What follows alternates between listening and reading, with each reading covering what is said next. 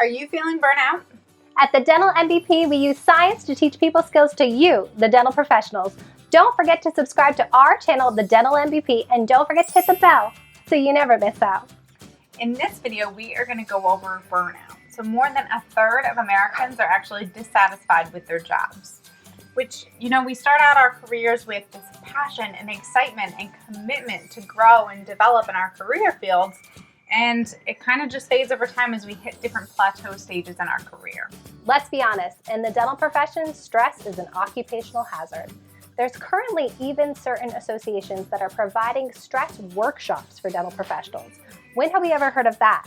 They're providing counseling services, stress management techniques. There's got to be something to this.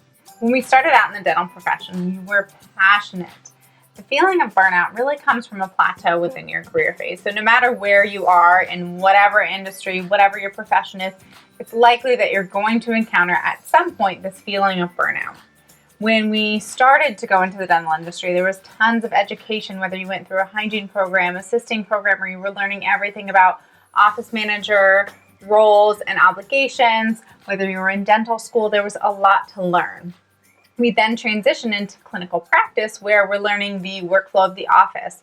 We are spending more time interacting with patients. We're going to our first continuing education courses, and we're super excited about dentistry. But then over time, we kind of get into the monotony of every single day, and it starts to be broken up more into how many patients do you see in a day? And you're looking at it like, okay, well, I've had my first patient completed, second patient, third patient, and then the days just kind of blow by you. And before you know it, you haven't really taken any courses, you haven't done anything new, and you just feel like you're stuck. That's that feeling of burnout, when you just feel like you're not going anywhere, nothing's changing, and you're tired. Congratulations. If you're that person, well, you have reached the standard peak in your career. Woo! Now it is time for you to be exceptional, for you to reignite the passion. And who can reignite the passion? Well, only you can. No matter what in our career, we are going to run into those negative Nancy's, those difficult team members, those difficult conversations, and those patients that you just dread. No matter what it is, I challenge you to start looking at these challenges as an obstacle that you can overcome. Maybe there's a conversation that you haven't had or an attitude in the practice that you might just be able to change. In order to make sure that we're continuing to grow, we have to realize that our life is not about hitting one point in a career. That's how we've kind of always envisioned it. We want to get to here, and that's where we want to be. But really, it's about continuing to grow and develop both professionally and personally, and never hitting that point where you're saying, okay, well, I've grown enough and now I'm done. That's it, all done. So we're going to give you some tips and some tricks to continue to push yourself so you're getting out of this phase of burnout, this rut, and that you're feeling excited and reinvigorated about the dental profession. Tip number 1, be constantly curious about your profession. No matter what your role is in the dental practice, there are so many different resources that are out there for you. Make sure that you're looking for continuing education courses, Facebook posts, Facebook forums, and blogs that you can follow and learn from. Tip number 2, invest in yourself. Make sure that you take time for yourself to be able to gain some mental clarity and plan ways to invest in yourself. Having a little bit of space gives you that ability to focus on where is it that you want to grow and develop. It doesn't have to be within the profession. It can be anything that you want to do, even personally, for personal growth, whether you want to train with us and work on people skills, if you want to focus on exercise, nutrition, wherever in your life you feel like you're needing some development to ensure that you're feeling fulfilled, take time and plan for it. It can be daily, weekly, monthly, yearly, and it can be a full spectrum of combinations of that. You could set goals for wanting to work on your people skills on a weekly basis each time that our videos come out on Thursdays. It could be working on having a date night each week. There's really no clear expectations for what you have to do. It's really taking that time to self-reflect and figure out where it is that you need to develop to be able to feel happiest. Tip number 3, change the perception of your emotion. For instance, if you're feeling anxious about a certain situation, turn it into anticipation. What happens if you're feeling anxious? Your heart starts racing a little bit, you get a little sweaty, you just start to feel uneasy. Well, the same things happen when you're anticipating something. So start looking at your emotions and say, hey, maybe this isn't anxiety, maybe I'm just anticipating my day.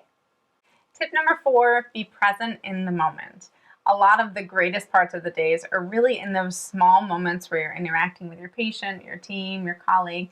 But if you pause and think about your day as a whole, it can be anxiety-inducing. So if you're thinking about the perio maintenance that you need to see in the afternoon that you haven't seen in a year, or the full denture and full mouth of extractions you're doing later, that can be overwhelming. But if you can find the ability to focus in on those smaller moments and make the best of the smaller situations, you'll find that your day just feels so much more filled with happiness.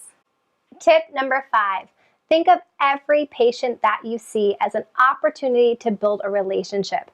Instead of just thinking them as a person, another person you have to see, another person you have to check off the list, think of it as an opportunity to build a relationship. What can you learn about this person in your chair that you've never learned before? The moment that you start opening your mind and approaching conversations that way, you're going to learn so much about these patients. It's surprising if I saw a patient 6 months ago and I was just kind of in a rut and going through the day, if I actually take the time the next time to learn more about them, there's some really intriguing people out there. And to learn and to build relationships builds us up. Tip number 6, avoid compassion fatigue. We are healthcare providers. It's in our nature to care for others and try to be polite for others and make sure other people are very comfortable. But when we're in stressful situations, studies have shown that faking any type of outward emotion is actually draining on us both emotionally and physically. What does this look like? So this is like if we have a colleague that is consistently negative-minded and it's the smile and nod. Yeah, it's just like, it's the smile and nod. That's a really great analogy. So it's when you just smile and nod and you're trying to be accepting, but they are draining you of energy. It is so important that we address these. This ties into tip number 7. So address areas of stress. There are situations where we just want to smile and nod, but when it's something consistent that's wearing on you every single day, it's important that we actually address this. You have to address it as a challenge in your day and be able to have a conflict resolution conversation to ensure that you're able to feel your happiest at work. We have another video on conflict resolution, so make sure to check that out as well. Tip number 8, care for yourself. I know this might seem foreign to many of you, but make sure you take a break. Drink lots of water and ensure that you breathe. So take care of yourself.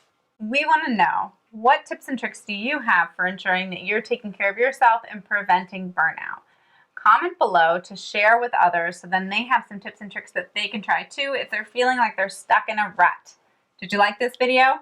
Make sure to like it below and don't forget to subscribe and hit the bell so you never miss an update.